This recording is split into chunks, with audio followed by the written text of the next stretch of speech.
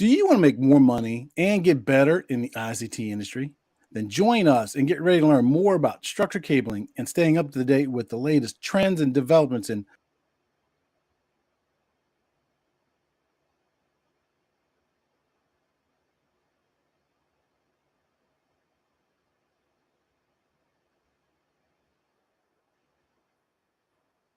the ICT industry.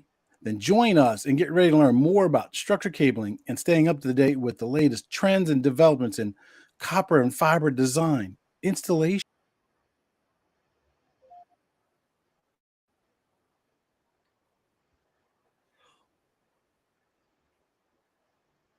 Okay, testing 1, 2, 3. Welcome to Wednesday Night Live. Obviously, I'm having technical difficulties. I am broadcasting from a new platform. Hopefully, let me figure out how to turn that stupid thing off. Hmm, it's still going. Do you ever have the web browser open, so many things open, and you don't know where the sound's coming from? Yeah, that's exactly what there goes. Stop. I said stop. There we go. So welcome, one more time to Live After Hours with your favorite RCDD, Chuck Bowser RCDD. Again, I'm struggling with a new platform. Hopefully, this is going out to TikTok, Facebook, LinkedIn, TikTok, Instagram. I'm hoping it's going everywhere. Um, Trying to do it all from one platform now. The podcast recordings and also um, the live stream. So hopefully it's going out to everybody. Let me know in the chat box. Evidently, the chat box is working because I see somebody's already chatting in there. Here we go. Open up the studio chat. Do. So I can see when people are talking to me. There we go. So it is open now. There we go. So always start off with the acronym challenge. The acronym challenge. This week's acronym is pretty simple, I think, for most people. The acronym for this week is optical loss test set. Optical loss test set.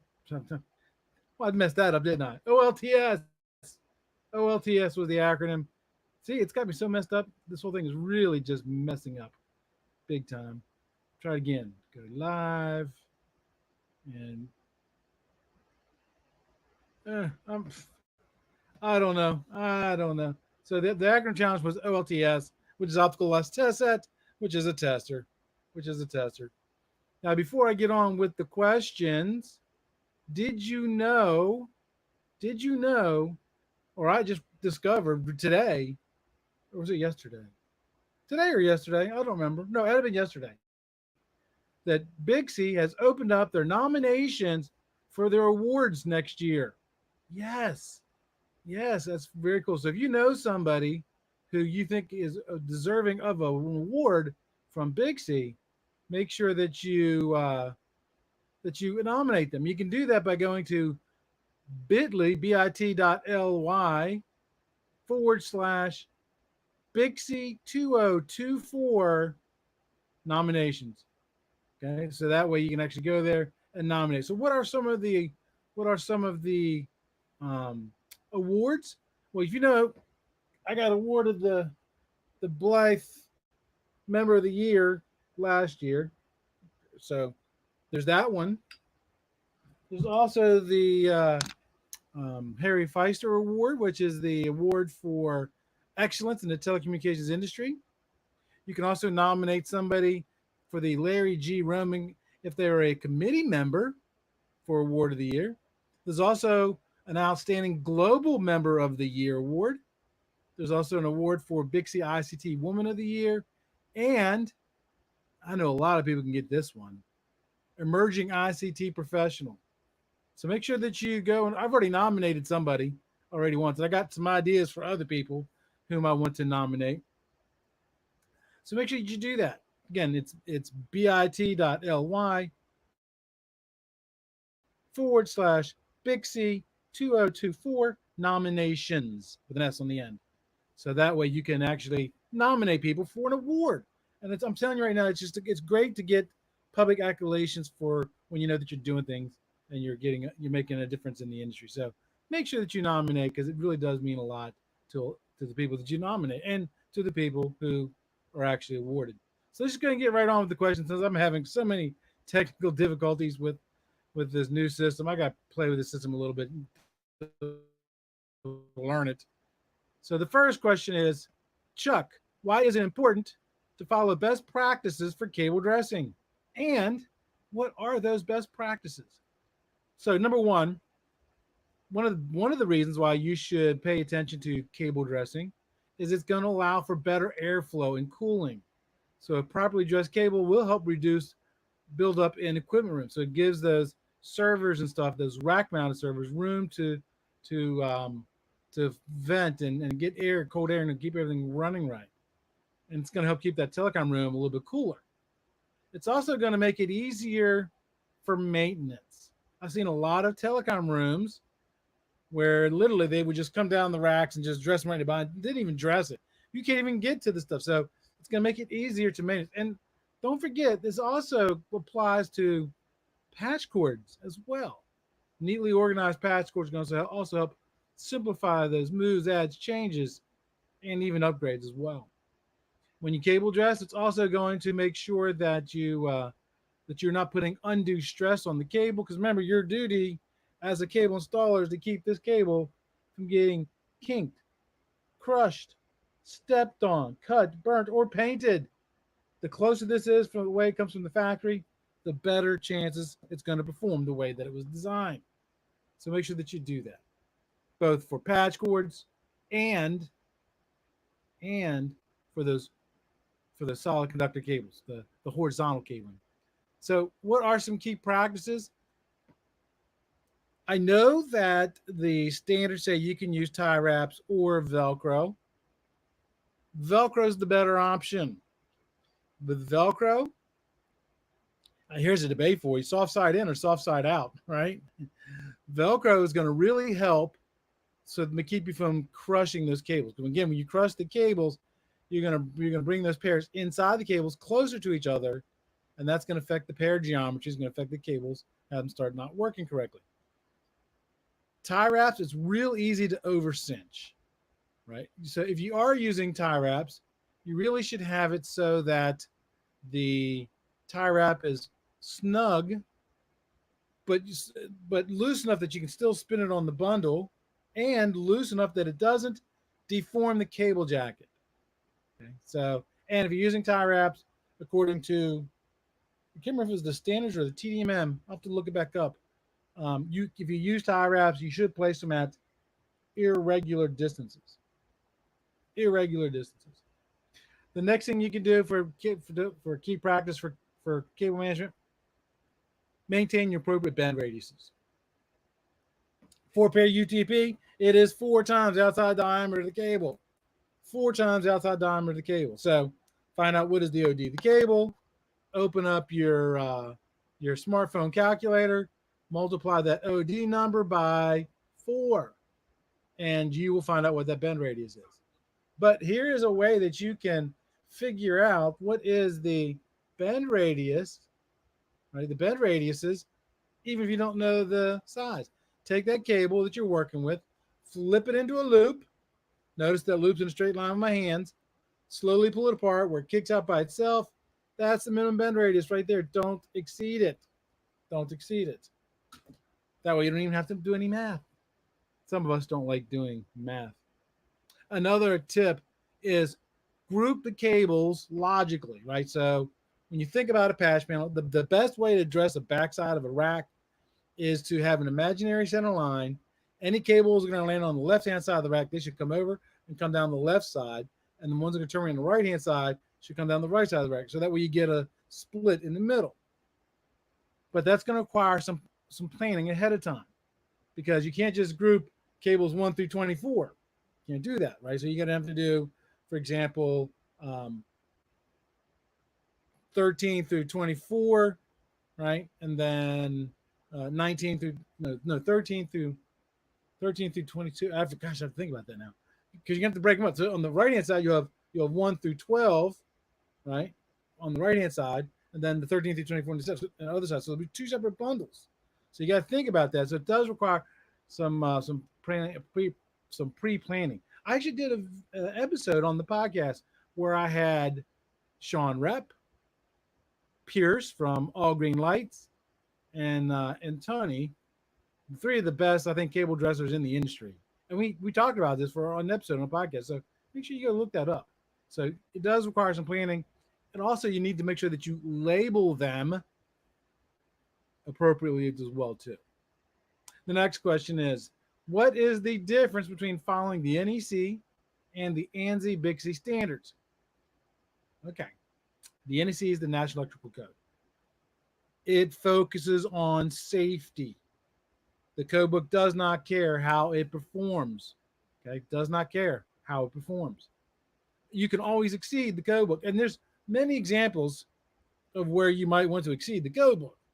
For example, tie wraps. It says the tie wraps are acceptable for supporting cables. Yeah, you don't want to use tie wraps on high performance data cabling if you can't. You don't have to. Velcro is going to be the better option. Another difference is when you're putting cable in the ceiling, code says it's got to be at least 3 inches above the ceiling tile. Standard says 6. So if you follow the standard, you're exceeding the code. Think of it this way. The code book is minimum quality of construction. Minimum quality of construction. And then you've got the ANSI standard, the ANSI BICSI standards. So there's the ANSI standards, and then there's the ANSI BICSI standards. Right. So the ANSI standards, I don't happen to have my ANSI standards out, go above and beyond. Those standards guarantee you performance. And then you do have the ANSI BICSI standards. They have about 15 of them. This one is the ANSI BICSI 008 wireless local area networking. Right. So those standards focus on, like I said, performance. They focus on reliability and best practices. Now, when it comes to compliance, you have to follow the code book. You don't have a choice in the matter, period. And if you don't follow the code book, you're going to have a really upset authority having jurisdiction or electrical inspector.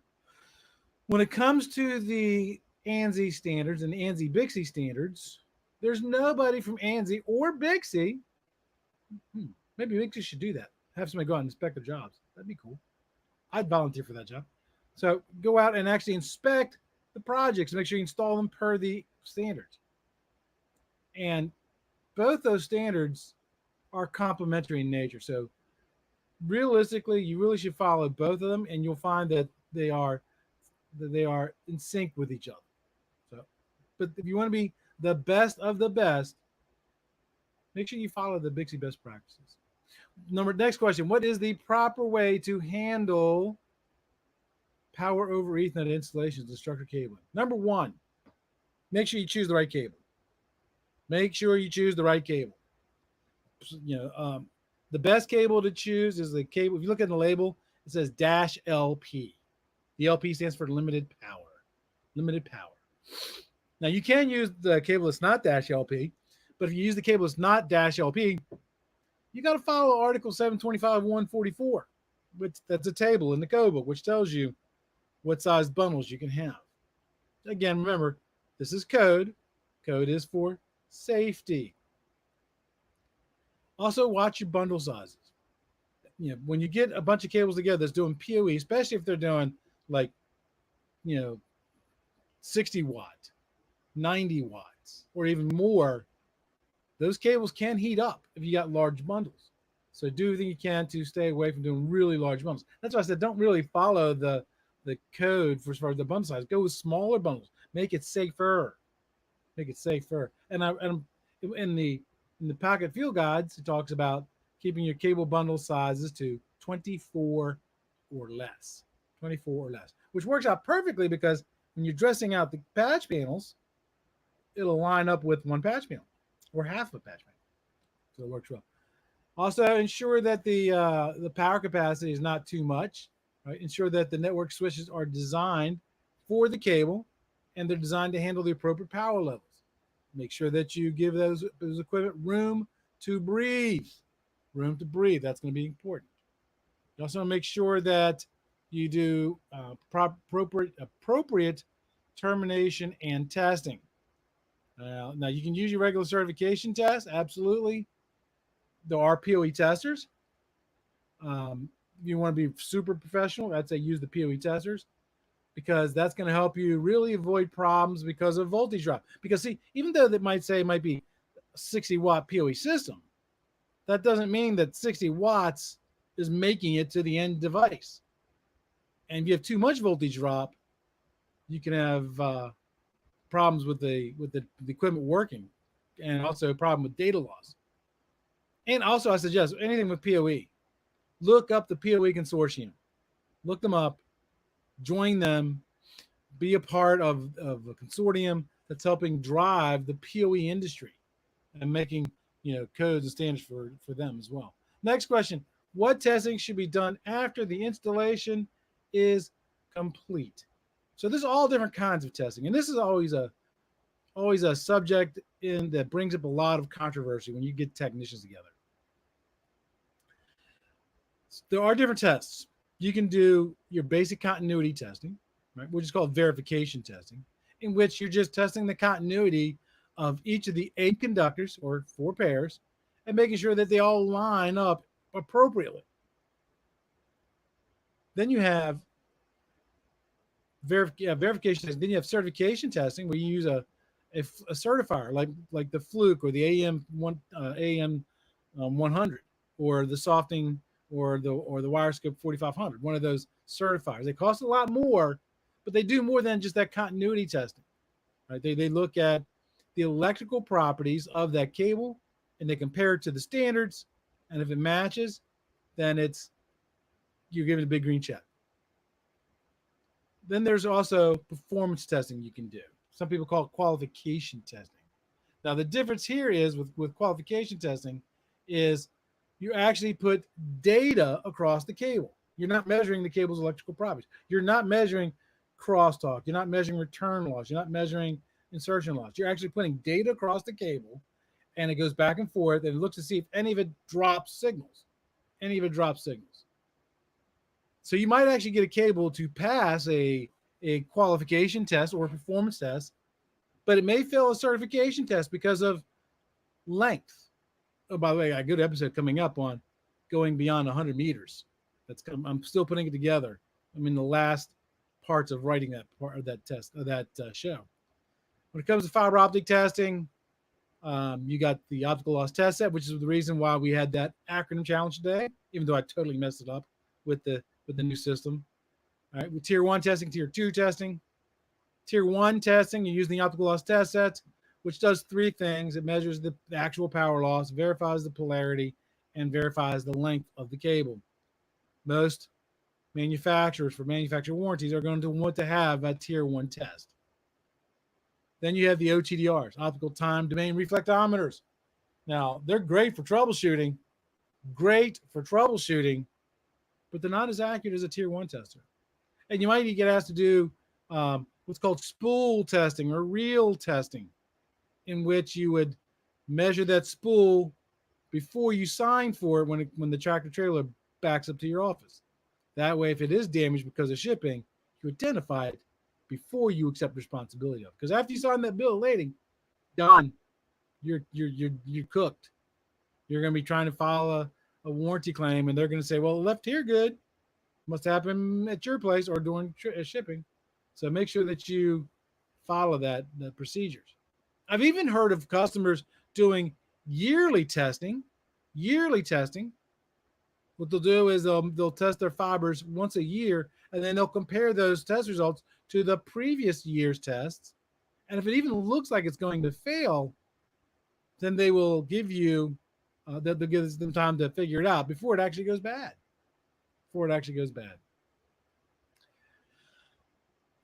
verification testing. Now, they do have PoE testers. Fluke has one. Softing has the ability to test PoE, I believe, and so does I think AEM too as well. I really got to get better informed on my PoE testing because I don't do much of it, but there are testers out there that you can do that. Next question, Chuck. How do you design a network for scalability for future upgrades? Follow the standards. Follow the Bixby best practices. Right? Again, here's another example between code, standards, and best practices. There's nothing in the code book that requires us to put in plywood. Nothing. The standards say that at least one wall should be covered with 3/4 inch AC grade plywood. One wall. The best practices tells us that at least two walls should be covered with 3/4 inch AC grade plywood. So that's another difference between codes, standards, and best practices. And I see I'm getting some comments, but I can't figure out how to get them to show on my screen so I can answer them for people. Again, I'm struggling with new software tonight, guys. I really apologize for that. I don't know why it is. One of these days, I'll figure this stupid thing out. There we go. So getting back to my questions, yes. So follow the best practices. That's going to help you a lot because you're not going to be able to remember how to do everything and make everything work for the future. It's not. So follow the best practices. What are some things you can find in there? Put in extra conduit space. It is a lot easier to put in conduits during new construction. So it's not that much of a price difference to put in 3 conduits instead of 2 conduits, especially during new construction. So always add in the growth. Matter of fact, in the standards, it tells us plan for 33% growth. 33% growth. So always add that extra conduit. Also, try to use higher grade cable. If you look at the standards, it says that for horizontal cables, that a minimum of a category 5E cable shall be installed, but you should install a Cat 6 cable. If you do the Cat 6, then that's gonna help you future proof that job. You see this argument a lot in Reddit. You see this argument a lot in the social media platforms where people say, "Well, you don't need Cat 6 for residential. 5E is just fine." In a residential install, it's more important to put the higher grade cable in because after those walls are shut, it's not like pulling cable in an office building. You just lift out ceiling tiles. So why not put in Cat 6 cable in a house? Why not put Cat 6A cable in a house? Why not? Now, Cat 5E cable can do 10 gig up to very, very short distances, but it can't go out to that full 295 feet. If you do the Cat 6A, then you'll have the ability to go to 10 gig in that network in your house. And nobody's doing 10 gig right now. I mean, I think the best you can get is 1 gig for residential network. But if you got the cable plant already in place, when the walls are shut, when stuff comes out, it will go away. Eventually, 2.5 gig will take over. Eventually, 5 gig will take over, and then at some point in time, 10 gig will be the norm. Will be the norm, and it's best to have that cable put in now, especially since people are buying houses and they're living in them for 20 and 30 years. In 30 years, I guarantee you, they will have networks running that. Maybe design the network in structured zones. There you go. So that way you can easily upgrade. This is really more of a commercial one than a residential one. So if you have a big floor and you break it up into multiple zones, you can actually upgrade a zone, move people out to a swing space, upgrade that zone, and then bring them back in again, and then work your way clockwise around the floor. So break it out in zones, and then also make sure you document it thoroughly. You've been to my website, letstalkcabling.com. You know that the my number one pro tip is document, document, document. Yes, it's even higher than pro tip number 2, which is communicate, communicate, communicate. It's funny. We work in the communications industry. What are we horrible at? Communicating. So document everything. Keep detailed records up to date of the installation, moves, adds, changes.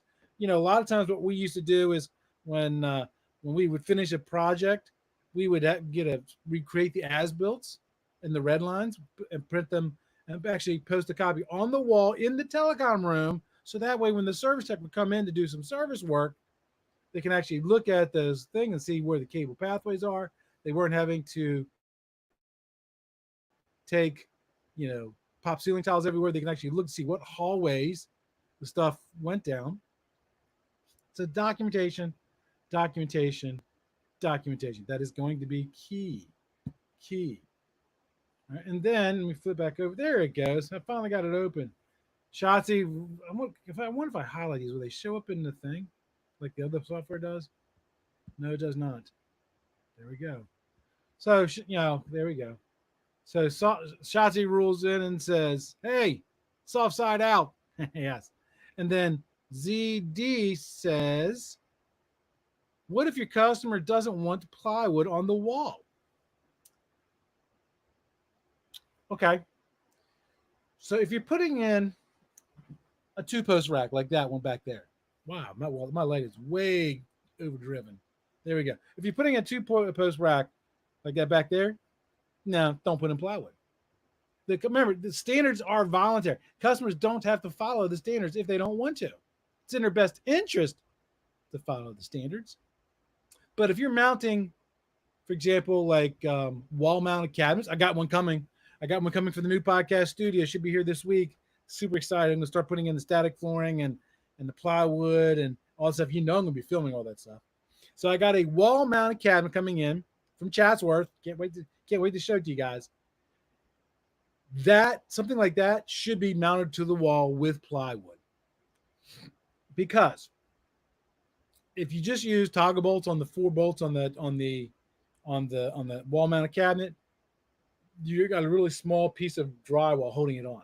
If you put a plywood up and you install it per the best practices manuals, like the Bixie Pocket Field Guides, it's going to tell you that, yeah, that's the copper one. It tells you in here that when you mount that plywood, that you should put toggle bolts with fender washers or galvanized screws, no more than 2 feet apart, at least 2 inches away from the edge, all the way around and down the middle. And it also suggests that you should use construction adhesive. So now think about that. That plywood is permanently mounted to that wall.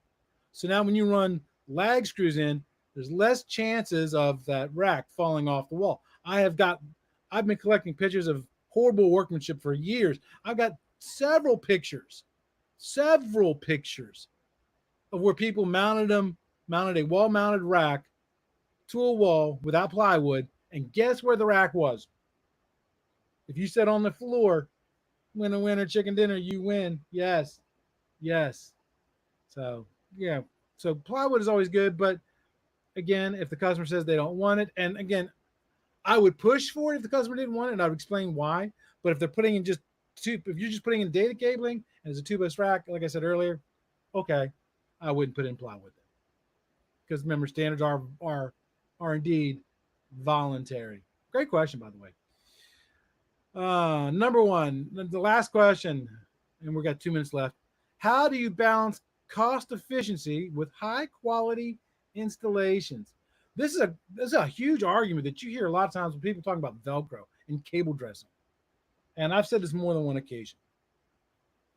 When Cat 6A cable came out and we went to the whole randomization model because of the high frequencies, a lot of people got used to just laying the cables in the tray to avoid problems with like alien crosstalk.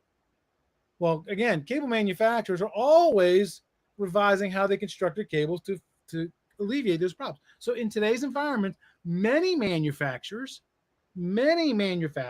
will give you a warranty if you cable comb. So now what you hear is a lot of guys arguing about is, why would you spend all that time cable combing? Pride of workmanship. And if you do the work that efficiently, and because most customers equate quality visually, and they see that nice, beautiful cable coming in, then they're going to think, okay, well, then the cable behind the walls are done that way as well. Quality, right? I just had a customer cancel the plywood. They had a 4-post rack. We finished the job before the ISP came in to connect. 4-post rack. Wall mounted rack or floor rack? Let me know which it was. If it was a floor rack, okay, fine. Wall mounted, they really should have done it on plywood. That must be 630. Another answer is invest in training. Good companies get this. And I can name several of them off the top of my head. IES, Vision, Chapel Romanoff, There are several of them out there that they get it. Training their people, yes, you're taking somebody out of the field and they're not making revenue that day, but it's going to make them more efficient. Training.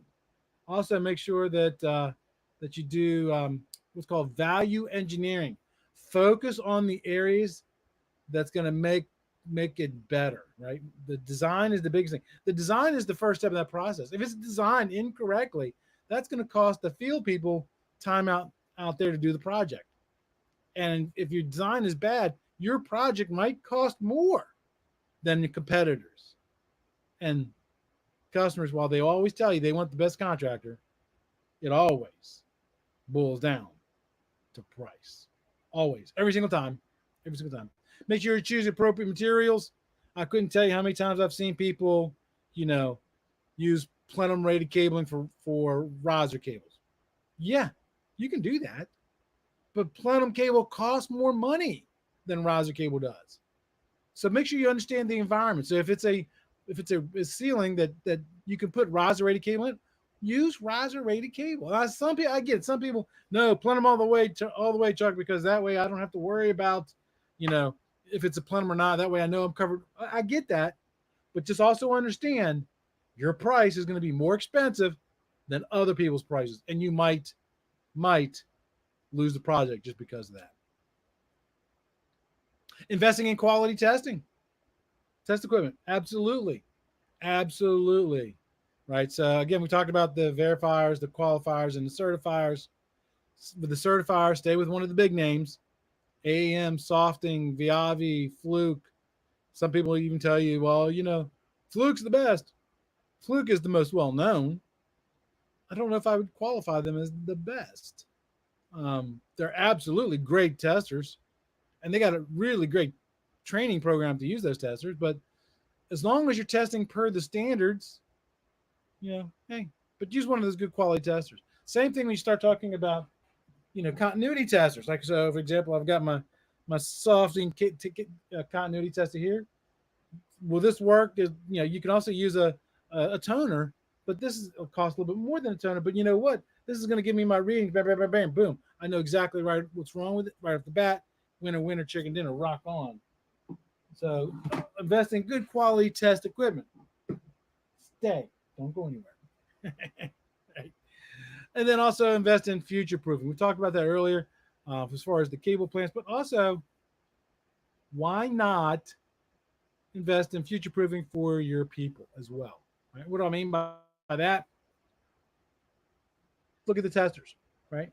Make sure that if let's say you're in the market to buy a new certifier, make sure that certifier has the ability to test up to 2 gig. That's Cat 8. There's not a lot of Cat 8 out there right now. There's some, but not a lot. But like everything else in our industry, it's going to become more and more prevalent. More and more prevalent. So absolutely, why not get the 2 gig tester? So that way, when the industry starts shifting towards Cat 8 and moving away from 6A, you're not stuck with a very expensive $20,000 paperweight. Right? Why not? I get it. They're expensive. But if you want to be the best, you got to invest in your people, in your equipment, and in your processes. Those are the 3 big keys. The 3 big keys. And in that order, take care of your people. That's the big one. That is the big one. All right, we're at 6:34, so I'm a couple minutes past. And again, I'm really struggling with this new platform. I'm going to have to practice it a couple times. Let's see if I can do my outro correctly without making a mess out of myself. But anyways, I'll just do it later. Thank you, everybody, for coming and watching tonight's episode. Until next time, remember, knowledge is power.